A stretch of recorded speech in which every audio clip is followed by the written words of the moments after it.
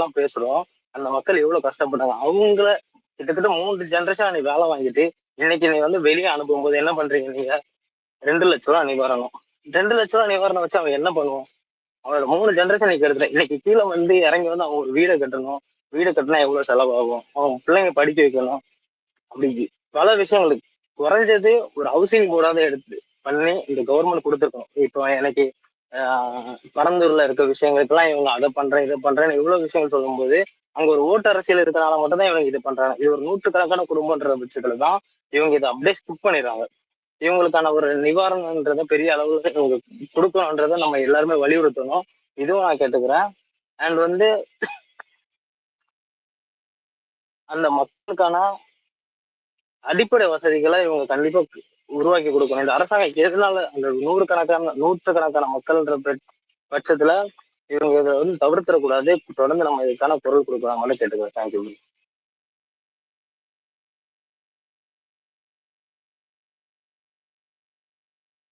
அந்த பாம்பே கம்பெனி பேர் என்ன? Bombay Burma trading corporation limited. இன்னொன்னு கூட அவங்க ஆக்டிவா இல்ல. மகாராஷ்டிரன்ஸ் இருக்காங்க பாத்தீங்களா ப்ரோ? மகாராஷ்டிரன்ஸோட கம்பெனிஸ்ல எப்பவுமே அவங்க உள்ள எம்ப்ளாயிஸ ஒரு அடக்குமுறையில் தான் வச்சிருப்பாங்க ப்ரோ. அவங்கள விட்டு போயிடக்கூடாது. இப்போ வரைக்கும் ஒரு சில கல்ஃப் கண்ட்ரீஸ்ல அவங்களோட கம்பெனிஸ் எல்லாம் பாத்தீங்கன்னா இந்த சேம் பேட்டர்ன் தான் ப்ரோ வச்சிருக்கானுங்க. எங்கே போனாலுமே அவனுங்க அந்த எம்ப்ளாயிஸ்க்கான ஃப்ரீடம் இருக்காது. அவங்களோட உரிமைகளை வந்து இவங்க எடுத்துட்டு போவோம். அவங்க உரிமைகளை இவங்க மொத்தமா பறிச்சிருவானுங்க. இந்த அக்ரிமெண்ட்ஸ் போடுறதா இருக்கட்டும், இந்த மாதிரி விஷயங்கள்ல இவங்க பண்ணிக்கிட்டே தான் இருக்காங்க. அப்படி இது வந்து மகாராஷ்டிரன்ஸோடைய ஜீன்ல இருக்கு. Okay bro. அப்புறம் இந்த கார்த்தின்னு ஒருத்தர் ஆக்சுவலா அவங்க தூய்மை பணியாளர்களுக்கான நிரந்தர வேலை வாய்ப்பு கொடுக்காம ஏமாத்திருக்காங்கன்னா இன்னைக்கு ஒரு நியூஸ் வந்து கார்த்தி அதுக்காக ஒரு டைம் மட்டும் கொடுவாங்க. கார்த்தி பேசுவாங்க. முட்டை அம்மாவே போடுறாங்க போ. இது பழைய முட்டைடா. பேசலாமா? பேசுங்க கார்த்தி. இன்னைக்கு என்ன ஆச்சுனாக்கா, திமுக வந்துட்டு இந்த ஆட்சி வர்றதுக்கு முன்னாடி திட்டங்கள் வந்துட்டு சொல்லியிருந்தாங்க, வாக்குறுதிகள். அதுவும் என்னன்னு பார்த்தீங்கன்னாக்கா, அந்த எல்லாருமே வந்துட்டு அந்த ஆசிரியர்கள், அதாவது பகுதி நேர ஆசிரியர்கள் ஆகட்டும், அப்புறம் வந்து அதாவது கார்பரேஷனில் ஒர்க் பண்ண பெருக்கிறவங்க, அதாவது தூய்மை பணியாளர்கள் ஆகட்டும், அப்புறம் மருத்துவர் ஆகட்டும், இந்த டிபார்ட்மெண்ட் எல்லாமே கார்பரேஷனில் வந்துட்டு இந்த டிபார்ட்மெண்ட்ல ஒன்றும் மா சுப்பிரமணிய ஒரு அமைச்சர் இருக்காரு பார்த்தீங்களா? அவர் என்ன சுகாதாரத்துறை அமைச்சர். அது அந்த டிபார்ட்மெண்ட்ல வந்துடும். ஆசிரியர் தவிர இது எல்லாமே அந்த ஹாஸ்பிட்டல் எல்லாமே அந்த டிபார்ட்மெண்ட் அவர் கீழே வந்துடும். அவங்க ஆட்சிக்கு வரதுக்கு முன்னாடி இந்த பணியாளர்கள்லாம் எல்லாரையும் வந்துட்டு பர்மனெண்ட் பண்ணுறோம் அப்படின்னு சொல்லிட்டு பேசியிருந்தாங்க. ஆனால் இப்போ லாஸ்ட் வரைக்கும் பார்த்தீங்கன்னாக்கா அது பர்மனெண்ட் பண்ணல. இப்போ ஆல்மோஸ்ட் ஒரு 10 மந்த் இருக்குங்களா ஆட்சி முடியறதுக்கு. இந்த சமயத்தில் என்ன ஆச்சுன்னா, முக்கால்வாசி எல்லா டெம்பரரி ஸ்டாஃபையும், அதாவது கவர்மெண்ட் ஸ்டாஃபையும் இப்போ வேலையை விட்டு நீக்கிட்டாங்கன்னா கான்ட்ராக்டாக மாறுது. இப்போ வந்துட்டு அவங்க சேலரி வந்துட்டு அதாவது ஸ்டார்டிங் வந்து பார்த்தீங்கன்னாக்கா 7,000 8,000 வாங்கியிருந்தாங்க அந்த ஆரம்ப கட்டத்தில் 2012 நான் சொல்கிறது. அதுக்கப்புறம் போக போக ஒரு 2000 கூடுச்சு. 2016 ஒரு 12,000 கிட்ட வாங்கியிருந்தாங்க. அது அப்புறம் 19 வரைக்கும் அதே சேலரி தான். அப்புறம் லாஸ்ட்டாக 21 அப்படி வர கொஞ்சம் கொஞ்சமாக அதிகமாச்சு. அதாவது 19 ஆச்சு, 20 ஆச்சு, 21 ஆச்சு, இப்போ 24 கிட்ட. அதாவது மற்ற ஜோன்லாம் பார்த்தீங்கன்னாக்கா இந்த சேலரி வந்துட்டு வேறுபடும். இப்போ செக்ரிகேட்டில் எங்கள் அம்மா ஒர்க் பண்ணுறதுனா அவங்களுக்கு மட்டும் கரெக்டாக வந்துருந்தது. அங்கே செக்ரிகேட்டில் யார் வேலை செய்கிறாங்களோ அவங்களுக்கு மட்டும் அந்த ஜோனல் மட்டும் கரெக்டாக வந்தது. மற்ற டிபார்ட்மெண்ட்லாம் பார்த்தீங்கன்னாக்கா அந்த கரப்ஷன்லாம் போக 12,000 15,000 16,000 அது போல் வந்திருந்தது. இப்போ என்ன ஆச்சுன்னு பார்த்தீங்கன்னாக்கா இது எல்லாமே எடுத்துட்டு ராம்கின்ற ஒரு கான்ட்ராக்ட் கிட்ட இது எல்லாமே ஒப்படைச்சிட்டாங்க. இப்போ அந்த ராம்கி யாருன்னு பார்த்தா கனிமொழியோடைய ஒரு கான்ட்ராக்டரோட பேஸ் தான் ராம்கின்ற ஒரு கம்பெனி. அவங்க இந்த இந்த இதுக்கு மட்டும் இது பண்ணல. முக்கால்வாசி எல்லா எம்ப்ளாயிஸுக்கும் ஜாக்டோ ஜியோ ஆகட்டும், அப்புறம் வந்துட்டு சாம்சங் தொழிலாளர் ஆகட்டும், முக்கால்வாசி எம்ப்ளாயி திமுக வந்துட்டு எதுவுமே பண்ணாம தான் இருக்கு. வாக்குறுதி ஒன்று கொடுத்துட்டு அது உங்களுக்கு வந்துட்டு எதுவுமே நிறைவேற்ற மாட்டாங்க. முக்கால்வாசி பேருக்கு இது வந்துட்டு வேலை இல்லாமல் போகுது ப்ரோ. இது வந்துட்டு எப்படின்னா ஒரு நார்மல் கான்ட்ராக்ட் அப்படின்னாக்கா அவங்களுக்கு பிஎஃப் இஎஸ்ஐ எல்லாம் இருக்கணும். ஆனால் இங்கே வந்துட்டு இஎஸ்ஐ பிஎஃப் எல்லாம் கிடையாது. என்ன ஒன்றுனா பர்மனெண்ட் பண்ண போகிறாங்க. பர்மனெண்ட் பண்ணாக்கா எல்லா சலுகையும் உண்டு. பர்மனெண்ட் பண்ணாதான் உண்டு. அதுக்கு முன்னாடி பர்மனெண்ட் பண்ணாமல் அப்படின்னு கேட்டாக்கா எந்த சலுகையும் இருக்கா கேட்டாக்கா கண்டிப்பாக கிடையாது.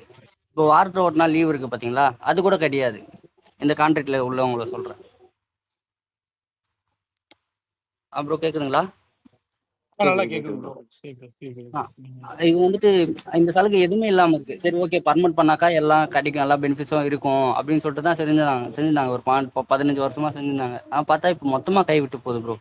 இது எப்படியாவது கொஞ்சம் இது நியூஸ்ல கூட என்ன ஒரு விஷயம்னா, இந்த விஷயம் வந்துட்டு நியூஸ்ல கூட வரல. அதாவது ஜாக்டோ ஜியோ அமைப்பு வந்துட்டு ஆசிரியர்கள் போராடும் போது அதெல்லாம் நியூஸ்ல வந்தது. ஆனா இந்த ஒரு விஷயம் நியூஸ்ல கூட வரல.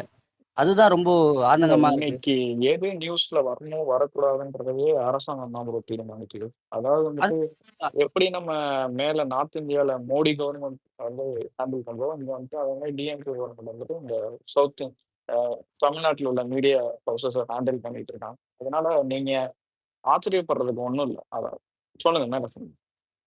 அதுதான் அது தெரியுது. அது ஒரு மீடியா கூட கவர் பண்ணலையே, ஒரு மீடியா கூட ஜனநாயகமா இல்லையே அப்படின்னு சொல்லிட்டு ஒரு வேதனையா அளிக்குது. அதுக்கப்புறம் வந்துட்டு பாத்தீங்கன்னாக்கா ஆம், என்னமோ சொல்லுவாங்க. இது வந்துட்டு இது பெரிய விஷயமா கொஞ்சம் கொண்டு போகணும்னு நினைக்கிறேன் ப்ரோ. இதை ஆக்சுவலா ப்ரோ இந்த நிச்சயமா. ஒரு ஒரு விஷயம், சின்ன விஷயம் சொல்லணும். இப்ப அவர் சொன்னார்ல இந்த பெனிஃபிட்ஸ் வரும், அது வரும், இது வரும் அப்படின்னு சொல்லிட்டு அவங்க நினைக்கிறாங்கன்னு. அது பெனிஃபிட்ஸே கிடையாது, அவங்களோட உரிமை. அதாவது வந்து இங்க மொத்தமாவே வந்து பேசுறப்பெல்லாம் எல்லாம் பேசுவாங்க. ஆனா ஃபுல் அண்ட் ஃபுல் வந்து கேபிட்டலிஸ்டுக்கு தான் அவனுக்கு வந்து வேலை பார்க்கறது. பேசுறதெல்லாம் இது ஒழுவ பேசுறது, தேன் ஒழுக பேசுறது. ஆனா ஃபுல் அண்ட் ஃபுல் கேபிட்டலிசம் தான். இவனுங்க கேபிட்டலிசம் பண்ணி பண்ணி பண்ணி இப்ப வந்து அது, அதாவது பிரைவேட் கேபிட்டலிஸ்டுக்கும் இவனுங்க வந்து ஹெல்ப் பண்ணுவானுங்க. அதே மாதிரி மக்கள் வந்து இப்ப இவ்வளவு பேர் வந்து இதுல தற்காலிகமா இருக்கும்போது அவங்க வந்து திருப்பி அவங்கள இதை நம்பி அவங்க வந்து எவ்வளோ வந்து ஒரு கனவோட இருப்பாங்க. அவங்களுக்கு இதெல்லாம் கிடைக்க வேண்டிய உரிமை.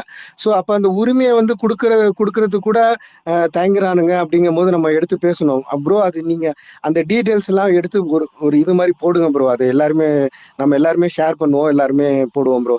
அதாவது மேல நம்ம டாக்டர்ஸ்க்கு வேலை கிடைக்கல அப்படிங்கறத நம்ம பேசிட்டு இருக்கிறோம். ஆனா கீழ்நிலையில வந்து இவ்வளவு காலமா அந்த தூய்மை பணியாளர்கள் அப்படிங்கிறாங்கல்ல. இப்ப நம்ம பாத்தீங்கன்னா இந்தியா வேற கண்ட்ரியை விட கம்பேர் பண்ணும்போது இங்க இருக்கிற அந்த மைக்ரோ ஆர்கானிசமோ இல்ல அந்த அதுவோ அதுல வந்து வேலை பார்க்கறதே ஒரு பெரிய கஷ்டம்.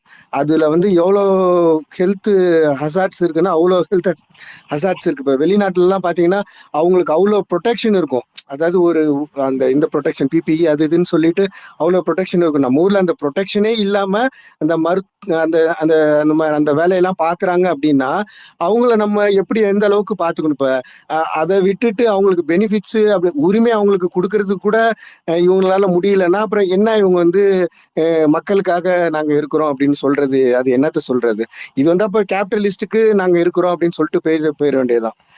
அது முதல்ல நம்ம இல்ல ப்ரோ, பண்ணுவோம் ப்ரோ, இத பேசுவோம் ப்ரோ. இத பெருசாவும் நீங்க சொல்ற பாயிண்ட்ஸ் எல்லாம் நம்ம உடனே எக்கனாமிக்கல் வகையிலயும் அவங்க வகையில நம்ம பெரிய கண்ட்ரினா அது ஓகே, அதை நம்ம ஏத்துக்கலாம். ஆனா பண்ணக்கூடிய சிறு சிறு அமைப்பு இது செட் பண்றது, நீங்க சொல்ற மாதிரி ஹெல்த் பெனிஃபிட்ஸ் நீ உடனே எடுத்து கம்பேர் பண்ணி அவன் ரேஞ்சுக்கு நீ கொடுக்க வேணாம்.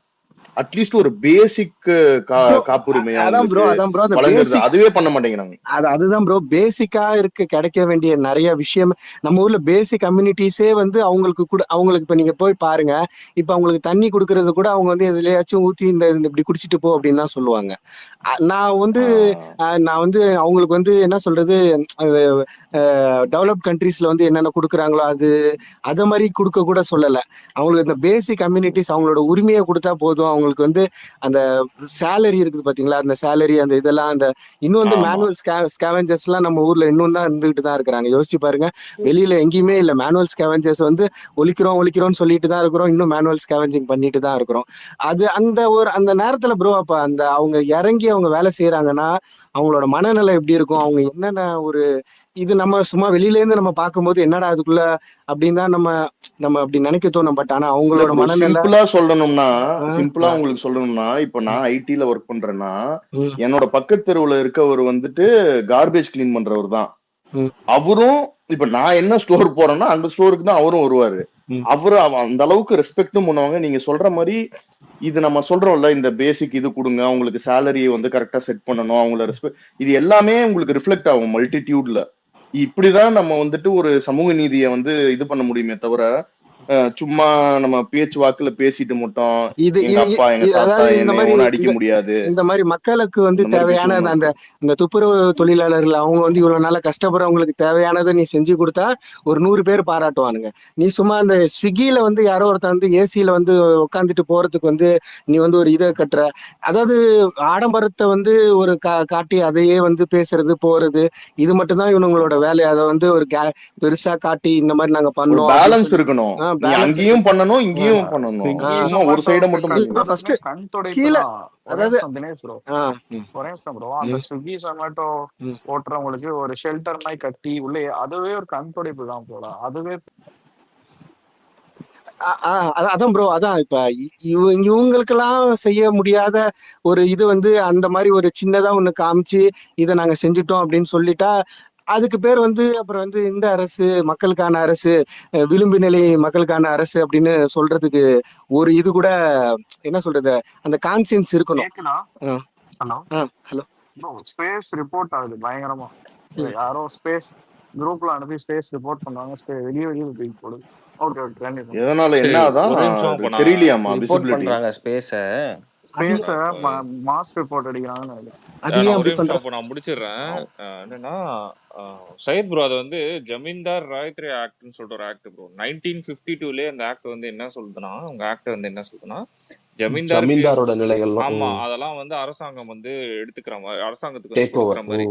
ஸோ அப்பயே 1952லே இவங்க வந்து காங்கிரஸ் கூட வந்து இந்த பிபிடிசி இவனுக்கு வந்து என்ன பண்ணிருக்காங்க, அந்த கம்பெனி வந்து புதுப்பிச்சிருக்கானுங்க இந்த அக்ரிமெண்ட்டை. அண்ட் வந்து அகெயின் வந்து இவங்க என்ன பண்ணிருக்கானுங்கன்னா, அந்த ஆக்ட் இதான் வந்து இந்த ஃபாரஸ்ட் 1977 நினைக்கிறேன். அந்த அந்த இயர்ல வந்து பாத்தீங்கன்னா இந்த ஃபாரஸ்டா வந்து டிக்ளேர் பண்ணோன்னே என்ன பண்ணிருக்காங்க, அனௌன்ஸ் பண்ணோன்னே என்ன பண்ணிருக்கானுங்கன்னா, அந்த ஆக்டிலே வந்து ஒரு ஒரு ஒரு ஒரு இது இருக்கு. என்னன்னா, ஜமீன்தார் வந்து குத்தகைக்கு விட்டுருந்தாலோ இல்ல ஜமீன்தார் இடத்துல வந்து அங்க விவசாயமோ அக்ரிகல்ச்சர் வந்து ஃபார்மிங் பண்ணி அங்க மக்கள் வந்து இருந்தாங்கன்னா, அந்த அங்க இருக்க மக்களுக்கு வந்து பட்டா வழங்கும்படி இது சொல்லியிருக்காங்க. அப்ப சட்டமே சொல்லுது. பட் ஆனா வந்து அப்படி வழங்க முடியாம தீர்ப்ப உங்களுக்கு சாதகமா இல்லாம தான் போய் வந்து இது ஃபாரஸ்டா வந்து இது புலிகள் காப்பகம் அந்த இடம், அதனால வந்து வழங்க முடியாது, பட்டா வழங்க முடியாது, மக்கள் உயிருக்கே ஆபத்துன்னு சொல்லிட்டு அதை ஃபாரஸ்ட் ஏரியாவான்னு சொல்லிட்டு இது டிக்ளேர் பண்ணிடுறாங்க. ஸோ அப்பவுமே ஃபாரஸ்ட வந்து நிலப்பரப்பை வந்து அதிகரிக்கணும் அப்படின்னு சொல்லிட்டு ஒரு இது இருக்கு. ஓகேவா? ஸோ அதனாலயும் வந்து இதை வந்து இந்த விவசாயத்தை வந்து அழிச்சிட்டு வனவிலங்குக்கும் மரங்கள் இதுக்கும் இது பண்றதுக்காக ஃபாரஸ்டா இது ஆமாங்க. பண்ணணும். ஆனா அப்படின்னு எலிஃபென்ட் ஸ்டாம்பிங்லாம் நடந்திருக்கு. அங்க இருக்க மக்களுக்கே இந்த எலிஃபென்ட் ஸ்டாம்பிங்லாம் நடந்திருக்கு. பட் ஆனா இந்த ஆக்ட் இருக்கு. இந்த ஆக்ட் இருந்தும் இந்த மக்களுக்கு வந்து அங்க பட்டா கொடுக்க முடியாம போனதுக்கு பட்டா கொடுக்க முடியல அவங்களால.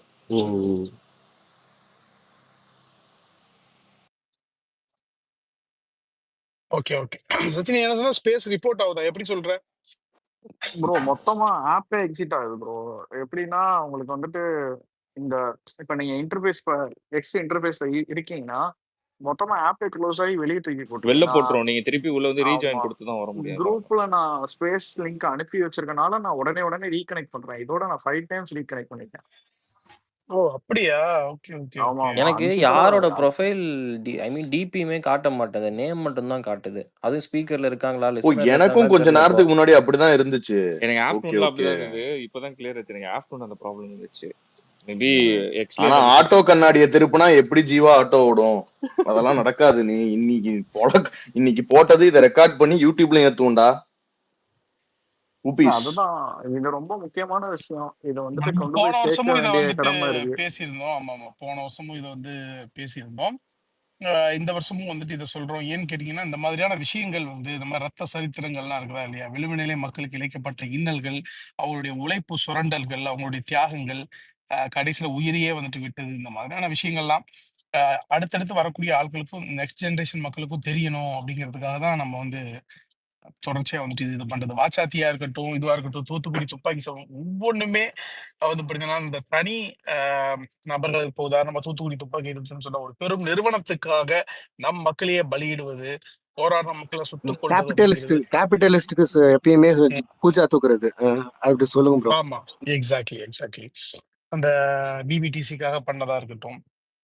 ஸோ மக்கள் போராட்டம் அப்படின்னு சொல்லிட்டு வந்துட்டு வெகுண்டு எழுந்துடக்கூடாது. நாளை பின்ன அந்த போராட்டம் வெற்றியில முடிஞ்சதுன்னு சொன்னா தொடர்ச்சியா போராடும் மனப்பான்மையும் போர்க்குணமும் வந்து சாதாரண மக்களுக்கு வந்துட்டு வந்துடக்கூடாது அப்படிங்கிறது தான் இதோடைய அடிப்படை நோக்கம். அது எப்படி நீ போராடி ஜெயிச்சிட்டேன்னு சொன்னா திரும்ப வந்து எல்லாரும் இதை தடி எடுத்தவங்களாம் தண்டால்காரன்னு சொல்லிட்டு போராடினா உரிமைகளை மீட்டெடுக்கலாமா, நம்ம கிட்ட இவ்வளவு ரைட்ஸ் இருக்குது, இவ்வளவு இது இருக்குது, இத்தனை பேர் சேர்ந்து குரல் கொடுத்து நம்ம உரிமைக்காக போராடினா அதை வென்றெடுக்க முடியும் அப்படிங்கிற நம்பிக்கை அவனுக்கு எப்படி வரலாம்? அந்த போராட்டம் இதுல முடிஞ்சதுன்னு சொன்னா, வன்முறையில முடிஞ்சதுன்னு சொன்னா, தடியடியில முடிஞ்சதுன்னு சொன்னா பயப்படுவான்ல. இத்தனை பேர் செத்து இருக்கானுங்க, இவ்வளவு பேர் அடி வாங்கியிருக்கான், அது அவனு கண்ணுல வந்து போமா இல்லையா? நாளை பின்ன ஒரு போராட்டம்னா ஐயோ நம்மளை நசுக்கிடுவாங்கப்பா, மிதிச்சிருவாங்கப்பா அப்படிங்கிற அந்த அந்த இதுலதான் அரசு வந்துட்டு இருக்குது. இல்ல அதுவும் இல்லாம நம்ம மாற்றம் வேண்டும் பேசுறோம். அந்த மாற்றத்தை கொண்டு வரணும்னா ஒரு உண்மையான ஒரு மக்களுக்காக வரக்கூடிய ஒரு தலைவனாலதான் முடியும். இப்ப நம்ம இத நிறைய வாட்டி பேசியிருக்கோம். இப்போ நான் ஒரு நல்ல ப்ரொஃபசர், ஐ எம் எஜுகேட்டட், நான் ஒரு ஐஏஎஸ்னா இவங்க கிட்ட வந்து எப்படி நிக்க முடியும்? எந்த பலத்தை வச்சு இவனுங்க கிட்ட நின்னு அரசியல் பண்ண முடியும்?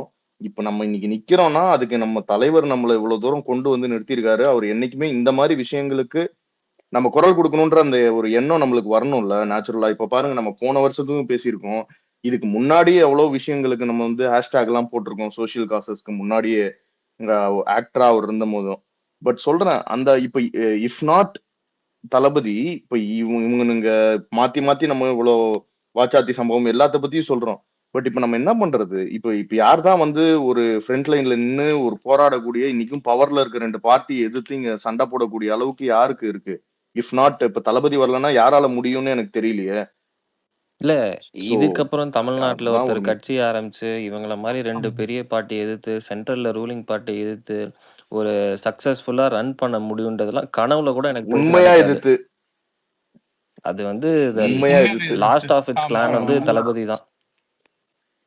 இல்ல அது கேஸ் உண்மைதான் கேஸ் ரொம்ப வருதுன்னு சொல்லிட்டு அவரை போய் சந்திச்சு சமாதானம் எல்லாம் பேசாம ஏன்னா சையத் ப்ரோ இந்த மாதிரி விஷயங்களுக்கு வந்து அந்த பீப்புள் கனெக்ட்ங்கிறது ரொம்ப முக்கியம். மீனிங் வந்து நம்ம சொன்னா சினிமாத்தனமா இருந்தாலும் அந்த அவங்க துன்பத்தை நம்ம துன்பம் மாதிரி நினைக்கிறது அப்படிங்கிற அந்த ஒரு கனெக்ட் வேணும்ல அந்த மக்களோட. இப்போ நீங்க நிச்சயமா பாத்தீங்கன்னா நிச்சயம் தளபதி நம்ம ராஜ்மோகன் அண்ணன் வந்து ஒரு இன்டர்வியூல பேசும்போது சொன்னாரு, அந்த மக்களுக்காக எப்படி அவர் எமோஷனலா கனெக்ட் ஆயிட்டு ஒரு செகண்ட் அந்தெல்லாம் இருக்குல்ல அந்த மாதிரி ஃபீலிங் அவர் எப்படி உணர்றாரு. அவர் நிறைய வார்த்தைகளா பேச மாட்டாரு. பட் அவருக்கு அதோட இன்டென்ஷன், அவரோட இன்டென்ட் வந்து நீ எவ்வளவு வருஷம் தவம் கடந்தாலும் அந்த மாதிரி ஒரு இன்டென்ட் டுவர்ட்ஸ் பீப்புள் வந்து இந்த மனுஷன் மாதிரி எல்லாம் வராது. அவ்வளோ அவர் பர்சனலா எடுத்துக்கிறாரு. அந்த பரந்தூர் இதையும் நம்ம அவ்வளவு பர்சனலா எடுத்துக்கிறாருன்ற போது நாளைக்கு இந்த மாதிரி தலைவர்கள் வந்தாதான் இப்ப நம்ம சொல்ற மாதிரி அந்த கடை நிலையில இருக்கிற அவங்க என்ன பாடுபடுறாங்க, அவங்களுக்கு என்ன திட்டங்கள் கொண்டு வரணும்னு யோசிக்க முடியும். இல்லைன்னா இந்த மாதிரி இப்ப தினேஷ் ப்ரோ இதுக்கு முன்னாடி சொன்ன மாதிரி கேபிட்டலிஸ்டுக்காக காலமுக்கி விட்டு கால நடத்த தள்ள வேண்டியதுதான். இல்ல ஹரி ப்ரோ ஆக்சுவலா நான் ஒண்ணு 2024க்கு சொல்லிக்கிறேன். முன்னாடி நான் ஒண்ணு சொல்லிக்கிறேன். இப்ப சொன்ன மாதிரி தான் ஹரிஸ் ப்ரோ சொல்லும் போது தான் நான் ஒண்ணு சொல்றேன். இதையும் வந்து யாரும் சினிமாத்தனமா எடுத்துக்க வேண்டிய தேவையில்லை, அல்லது நம்ம அந்த மாதிரி பேசுற ஆட்கள் இல்ல படத்தை வச்சு நம்ம இவ்வளவு ஒரு நாள் நான் வந்து அந்த மாதிரி பேசுனதும் கிடையாது, நம்மளும் பேசுனது கிடையாது. இருந்தாலும் இது வர்றதுனால இந்த சம்பவம் வர்றதுல ஒரு சின்ன நினைவூட்டல் அவ்வளவுதான்.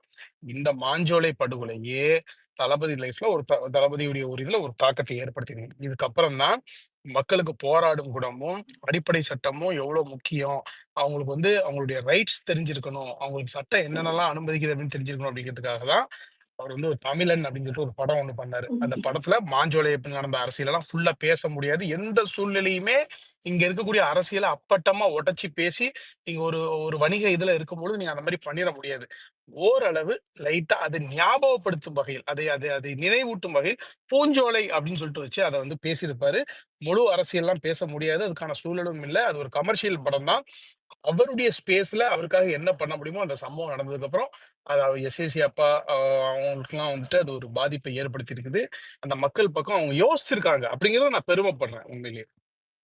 என்னைக்குமே இல்ல சரி தலைவன் நின்றுருக்கான், இல்ல மக்கள் பக்கம் தான் நின்றுருக்கான் படத்துல நிறைய கூட. இன்ஸ்டன்ஸ் இருக்கு ப்ரோ. 2024 பார்ட்டி ஆரம்பிச்சதுக்கு முன்னாடி என்னன்னு நிறைய கேள்வி எழுப்பப்படுது ப்ரோ. இன்னைக்கு தேதிக்கு இந்தியால ஒரு ஆக்டர் மேல அதிக முறை இன்கம் டேக்ஸ் வாங்குறதுன்னா இவர் மேலேயா தான் இருக்கேன். ஏன் இவரும் வந்துட்டு ரஜினி மாதிரியோ பவன் கல்யாண் மாதிரியோ ஸ்டேட் கவர்மெண்ட்லயும் சென்ட்ரல் கவர்மெண்ட்டுக்கும் சிங்சாங் போட்டு குழப்பம் நடத்திட்டு போயிடும். எப்பெல்லாம் இன்கம் டேக்ஸ் வந்திருக்குன்ற நீங்க அந்த சீக்வன்ஸ் பாத்தீங்கன்னா உங்களுக்கு ஈஸியா புரியும். அவர் டிமானிட்டைசேஷன் எடுத்தப்பையும் அவர் மேல இன்கம் டேக்ஸ் வாங்கிச்சு. அவர் வந்துட்டு ஜிஎஸ்டி மெர்சல்ல வந்து ஆமா அப்போ வந்துட்டு இது டக்குன்னு ஞாபகம் வருது.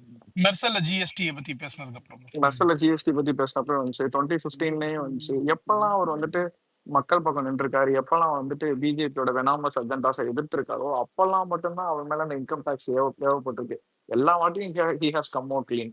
ஆனா அந்த இன்கம் டேக்ஸையே வந்து திமுக ஒரு ஆயுதமா பயன்படுத்திக்கிட்டு இவர் வந்து ஒரு ஊழல்வாதின்னு பிராண்ட் பண்றதுனா என்ன மாதிரியான மனநிலைன்னு தெரியல. இப்போ அவங்கள பொறுத்த வரைக்கும் அரசியல் வந்து நீ அரசியல்ல வந்துட்டீங்கன்னா கெட்டவன், அரசியல்ல வரலன்னா நீ ஆக்டரா மட்டும் இரு, நீ வந்தானா எனக்கு த்ரெட் இல்ல, மக்களை சிந்திக்க வச்சிருவாருல்ல. சினிமா விட்டுட்டு அரசியல் வந்து இன்னைக்கு என்னென்ன அரசியல் நடக்குதோ நம்ம பார்வைன்னு இல்லை, எவ்வளவு பேரோட பார்வை இன்னைக்கு இவனுங்க பண்ற ஊழல் இவங்க பண்ண அநியாயம் எல்லாரும் சைடும் திரும்பி இருக்குன்னா அதுக்கு யாரு இவரு பெரிய ரீசனா இருந்திருக்காருல்ல. கண்டிப்பா இல்லாதான் ப்ரோ. என்னைய கேட்டீங்கன்னா ஆக்டரா அவர் பவருக்கு உட்பட்டு எவ்வளவு அரசியல் பேச முடியுமோ அவ்வளவு அரசியல் பேசியிருக்காரு. அது அவரோட ஆடியோ லான்ச் மேடையா ஆனா இந்த மாஞ்சோலி சம்பவத்தை வச்சு ஒரு படமே வந்து இந்த டாக்குமெண்ட்ரி மட்டும் தான் காட்டுது. இப்போ சையத் ப்ரோ சொன்ன மாதிரி அதை நினைவுபடுத்துற மாதிரியான ஒரு ரெஃபரன்ஸ் தான் நம்ம தமிழன்லயும் இருந்துச்சு. அதை தவிர ஏன் இப்போ அது ரெஸ்ட்ரிக்ஷன்ஸ்ல இருக்க நிறைய வந்து ஏன்னா அது போட்டோஸ் வீடியோஸ் லீக் பண்ணவங்க மேலே வந்து இவங்க வந்து கேஸ் போட்டாங்க. இல்ல ஹரிஷ் ப்ரோ, அந்த இடத்துல ஒரு நினைவு சின்னமே எழுப்ப விட மாட்டாங்க. நீங்க கீழ்வன்மணி வந்துட்டு இல்ல பட் லா இருக்கான்னு கேக்குறேன். பை லா வந்து தேர் இஸ் எனி ரெஸ்ட்ரிக்ஷன் இத பத்தின மூவிஸோ அப்படின்னு எடுக்க கூடாதா? எனக்கு தெரிஞ்ச அமைதிப்படையில கூட லைட்டா இத பத்தி காமிச்சிருப்பாங்களோ. அமைதிப்படையில கூட இல்ல இப்போ கவர்மெண்ட் வந்து அனௌன்ஸ் முன்னாடி வந்தது, இந்த சம்பவத்துக்குலாம் முன்னாடி வந்தது அமைதி. ஓ சரி சரி சரி. இல்ல இன்னொன்னு இது வந்து டாக்குமெண்ட் ஆகி கோர்ட்ல இவங்க டாக்குமெண்ட் ஆகி சப்மிட் பண்ணது வந்து பாத்தீங்கன்னா வேற, பட் உண்மை சம்பவம் வேற. நம்ம அது பேசினா அது கான்ட்ரோவர்ஷியல் டு தி கோர்ட்டுக்கு வந்து அது வந்து நம்ம இது பண்ண மாதிரி கொண்டு போயிடுவானுங்க. சோ அதனால இது அப்படியே எடுக்கிறதுல என்ன ரெஸ்ட்ரிக்ஷன் என்ன இது இருக்குன்னு தெரியல. பட் அதை பேஸ் பண்ணி எடுக்கலாம். இப்ப அசுரன்ல கூட கீழ்வன்மணி க்ளோஸ் டு அதை பேஸ் பண்ணி தான் எடுத்தாங்க. இல்லப்பா நம்ம யோசிச்சு பாருங்க, மாமன்னன் படம் எடுக்கிறோம், அதுக்கப்புறம் இந்த அசுரன் படம் நீங்க சொன்ன மாதிரி அது வருது, அப்புறம் இப்போ விடுதலை படம் எடுக்கிறோம். மாமன்னன் எடுத்தாங்கல்ல, அதுவுமே மாமன்னன். அப்புறம் இப்ப நம்ம விடுதலையில போலீஸ் கர்னல்லாம் வந்து கொடியங்குளம் சம்பவம் தான், திருநெல்வேலி மாவட்டம் அந்த இதுல நடந்தது. இல்ல ஆக்சுவலா என்னன்னு நீங்க இன்னொன்னு இருக்கு ஹரிஷ் ப்ரோ, இதுக்கு இன்னொரு பாயிண்ட் ஆஃப் வியூ இருக்கு. அதாவது this DMK government has got its hold on Tamil cinema too. Red Giant பத்தி உங்களுக்கு நான் சொல்லி தெரியாது, ஆல்ரெடி நம்ம ஆக்டோபஸ் மாதிரி புடிச்சிட்டானுங்க, எல்லா இதையும் லாக் பண்ணிட்டானுங்க. அதாவது ஒரு அஜெண்டா பேஸ்ட் ஃபிலிம் வருதுன்னா அது அஜெண்டான்னு சொல்றதே நம்ம பிஜேபி ஃபிலிம் சொல்றோம், அஜெண்டான்னு சொல்லுவோம். நம்ம ஒரு வரலாறை பத்தி தமிழ் சினிமா ஒரு படம் வந்துச்சுன்னா அது திமுகவுக்கு எதிராக நடந்த வரலாறா இருக்கவே இருக்காது என்னைக்குமே. ஏன்னா வந்து எல்லா ரிவ்யூவும் தாண்டி தான் வரும். தாண்டி வரும்போது அதை வந்துட்டு அவங்க கவர்மெண்ட் அகேன்ஸ்டா இருக்கணும். செலக்டிவ் புரட்சி படத்தை மட்டும்தான் அவனுங்க விடுவானுங்க. சோ மத்த படத்தெல்லாம் வந்து அவனுங்க வந்து எப்படியா இருந்தாலும் ஆரம்பித்ததுலேருந்து அது வந்து எப்படியாச்சும் அடக்கதான் பார்ப்பாங்க. கேட்டாலும் பிஜேபி உள்ள வந்துரும். அசுரன் ஏடிஎம்கே பீரியட்ல தான் வந்துச்சு எனக்கு தெரியும். ஆமா 2021 முன்னாடி தான் அசுரன் வந்துச்சு. அசுரன் வந்து உனக்கு வந்து 2019 அதெல்லாம் உண்மையான அதெல்லாம் உண்மையா சொல்லப்பட வேண்டிய விஷயம் தான். we are not like telling that அந்த மூவி எல்லாம் வரக்கூடாது அப்படின்னு. இது ஏன் வரலங்கிற ஒரு கேள்விதான் வைக்கிறோமே தவிர ஏன் அசுரன் வந்து இருக்கு. அந்த பொலிட்டிக்ஸ்லயும் அந்த ஹோல்டு இருக்கு, சினிமாலயும் அந்த ஹோல்டு இருக்கு. மக்களுக்கு தெரியப்படுத்திற மக்கள் வந்து இந்த வரலாறெல்லாம் தெரிஞ்சிருக்க கூடாது. நினைவு சின்னமே இன்னும் எழுப்பப்படல ஹரிஷ் ப்ரோ. கீழ்வன்மணியில நினைவு சின்னம் எழுப்பப்பட்டிருக்கு. அதாவது கம்யூனிஸ்ட் பார்ட்டி வந்துட்டு ஒரு பெரிய நினைவு சின்னம் எழுப்பி வருஷம் அஞ்சலி செலுத்துறதுக்கு ஒரு நினைவு சின்னம் எழுப்பப்பட்டிருக்கு. ஆனா இதே தாமிரபரணி ரிவர் பேர்ல ஒரு நினைவு சின்னம் எழுப்பப்படாம அந்த மக்கள் அந்த குடும்பத்தை சேர்ந்தவங்க எல்லாம் இன்னமும் அந்த தண்ணியில தான் அஞ்சலி செலுத்திட்டாங்க. தண்ணியில வந்து பூ தூவி பதப்பதைக்க வைக்குது. அந்த டாக்குமெண்ட்ரி பார்த்தோம்னா நம்மளால கண்டினியூஸா கூட பார்க்க முடியும். நம்ம வந்து ரொம்ப சின்ன பிள்ளைகள் ப்ரோ, அந்த டைம்ல ரொம்ப சொல்றதுன்னா ரொம்ப கிட்டோ. அதான் இவ்வளவு இம்பாக்ட் தெரியவே இல்ல ப்ரோ. அந்த அப்போ வந்துட்டு அப்பவே டிவில சம்பந்தமான நியூஸ் அதெல்லாம் வரும்பொழுது இந்த வீட்டெல்லாம் இந்த இது பண்ணுவாங்கல்ல இத்தனை பேர், அதுவும் மாவட்டம் வந்து நம்ம மாவட்டம் வேற இருக்கும்போது அது பேசுவாங்கல்ல. அப்படி பேசி டிவில செய்தி ஓடிட்டு இருக்கோம், நம்ம சாப்பிட்டுட்டு இருப்போம், செய்தி ஓடிட்டு இருக்கோம், வீட்டுல பேசுவாங்க அதை பத்தி. கிராண்ட் ஃபாதர் எல்லாம் வந்துட்டு பேசிட்டு இருப்பாரு. இவ்வளவு பெரிய கொடுமை நடந்திருக்குதுப்பா இவ்வளவு. அந்த மாதிரி பேசும்போது அப்படி வந்ததுதான் சப்கான்சியஸ் மைண்ட்ல அந்த மாதிரி இருந்துச்சு. அந்த டைம்ல பேசினாங்கிற ஞாபகம் மட்டும் இருக்குது. அந்த டாக்குமெண்ட்ரியில கூட ஒரு இது இருக்கு ப்ரோ. அந்த வந்து ஃபாரஸ்ட் இருக்கிறத வந்து இந்த மாதிரி டீ எஸ்டேட்டா ஃபார்ம் பண்ணதுக்கு அப்புறம் அங்க இருக்க மக்களை கொடுமை பண்ணது அந்த வேலையை. ஒரு நாளைக்கு 150 கிலோ பறிக்க விடுவானுங்களாம்.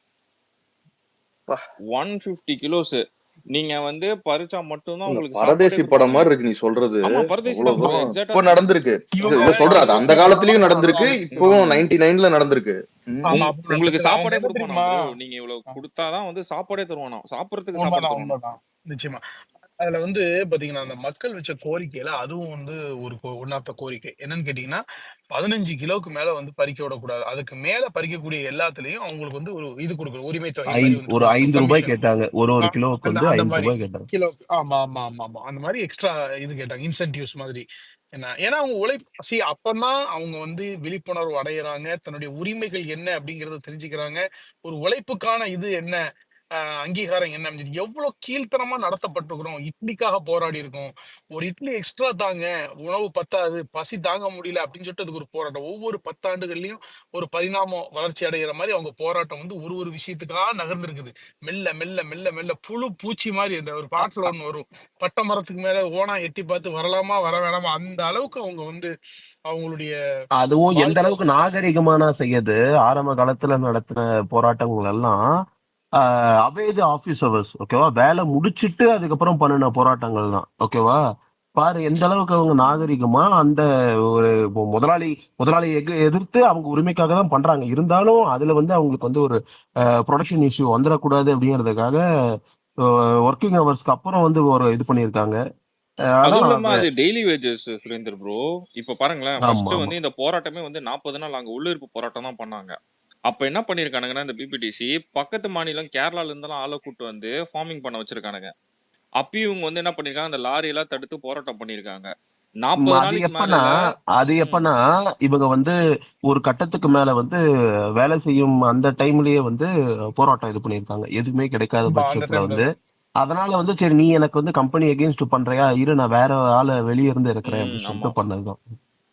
அதான் அந்த அதுக்கு பாருங்களேன், அந்த எதிர்ப்பு 40 நாளுக்கு தெரிவிச்சிருக்காங்க. அப்புறம் திருப்பி இவங்க வேலைக்கே போயிருக்காங்க. ஏன்னா கையில காசு இல்ல, சாப்பிடறதுக்கு உணவு இல்ல, வேற வழி இல்லாம திருப்பி அதே கம்பெனிக்கு வேலைக்கு அப்படி போய் தான் போன இவனுக்கு டார்ச்சர். இடத்துலயும் ஹராஸ்மெண்ட்டுக்கு உள்ளாகப்பட்டிருக்காங்க. என்னன்னா ஓகே நீ வேலைக்கு வந்துட்டா ஓகே, பட் நீ என்ன போராட்டம் எல்லாம் பண்ணுவியா அப்படின்னு சொல்லிட்டு எல்லா இடங்களையும் உம் குடைச்சல், அவங்களுக்கு ரொம்ப ப்ரெஷர் கொடுக்கறது, அந்த மாதிரி வந்து பண்ணப்பட்ட போதுதான் அவங்க போராடுற நிலைமைக்கு தள்ளப்பட்டிருக்காங்க.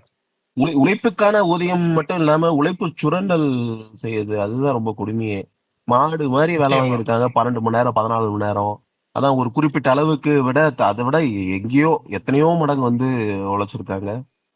கொடுமை அதெல்லாம் தான். இல்ல நீங்க பாருங்க, நீங்க வந்து நினைவு மண்டபம் இத பத்தி எல்லாம் பேசுறீங்களே, நீங்க பாருங்களேன். இப்படி வந்து மார்த்தட்டி வந்து நாங்க வந்து பாருங்க பாதிக்கப்பட்ட பெண்ண பட்டியலின மக்களுக்காக பேசுவோம்னு யாராவது ஒரு திமுக கொத்தடிமை வந்து இந்த மாஞ்சோலை இஷ்யூவை பத்தி ஏதாவது ஒரு பதிவோ இந்த கொலையை பத்தி ஏதாவது ஒண்ணு பேசுறாங்களா, போடுறாங்களா பாரு. ஒருத்தனும் வாய் திறக்க அதுதான் சுரேந்தர் மாட்டாங்கறான். Bro nexus. அதுதான் நெக்ஸஸ். அதாவது திரு மாண்புமிகு முதலமைச்சர் சொல்றாருல, இதுதான் நெக்ஸஸ். அதாவது எப்படி நீங்க வந்து ஆப்ரேட் ஆகுறாங்கன்னா, அதாவது இது திமுக ஆட்சியிலேயே நடந்திருந்தாலும் அவனும் ஒரு சக மனிதன். அவன் ஒரு அவனும் 99 கடந்து வந்திருப்பான், 99க்கு முன்னாடியும் பிறந்திருப்பான், 99க்கு அப்புறமும் பிறந்திருப்பான். ஒரு